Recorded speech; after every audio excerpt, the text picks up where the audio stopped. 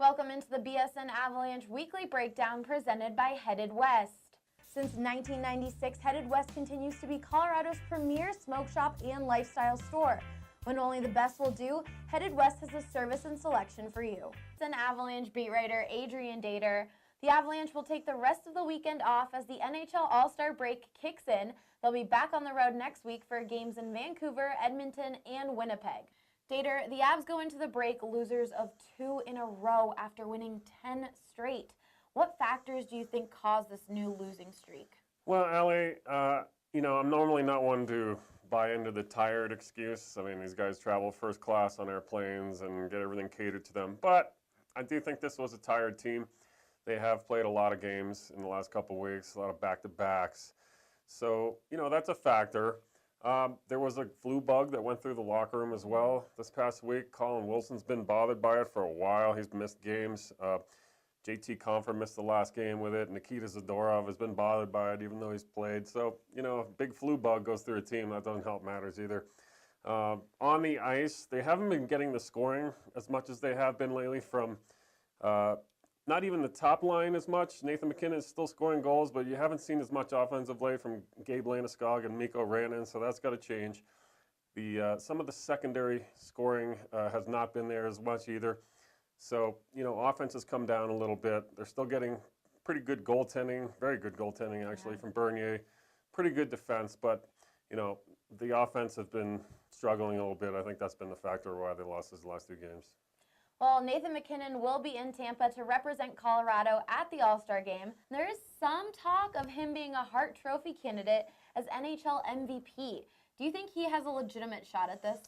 Allie, if he wins the scoring title and the Avs make the playoffs, yeah, I think he does have a shot. I mean, this is a guy who's really, his profile is going way up again. You should have seen the crowd around him in Toronto when they played there. Toronto is probably the media capital of the world in hockey, and it was 3 or 4 people deep at his locker trying to talk to him. So that's a big thing. Typically, guys from the Eastern Conference have tended to win the Hart Trophy more than others.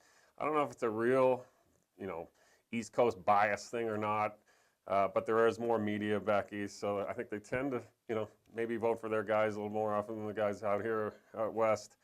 But I'll tell you what, if he does win this scoring title and the Avs make it, I think those are both such surprises to everybody that he would have a legitimate shot, and why not? I mean, he's second in the league in scoring right now, and he's just super skilled. We all see it every night, but now other guys from around the league are seeing it again, and yeah, absolutely have a shot.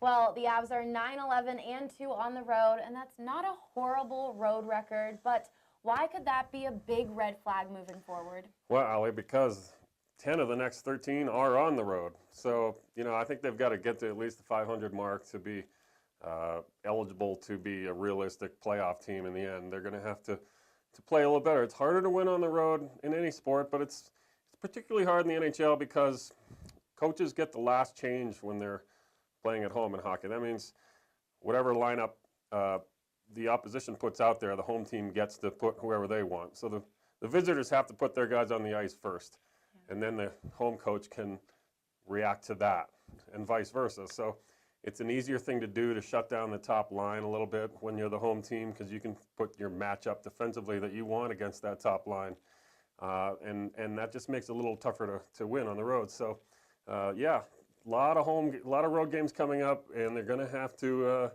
get a little bit better there. They're still pretty good on the road, but as we've seen of late, they're not scoring enough, and their special teams aren't quite good enough. They've got to raise that level that much more to be a playoff team. The old saying is you're not going to win a championship if you can't win on the road. Well, be sure to follow all of our coverage on bsnavalanche.com. For Adrian Dater, I'm Allie Monroy, BSN Denver. Customer service is what the team at Headed West is all about, from helping first-timers learn how to hand roll or fill a water pipe to sharing helpful hints and tips with longtime connoisseurs.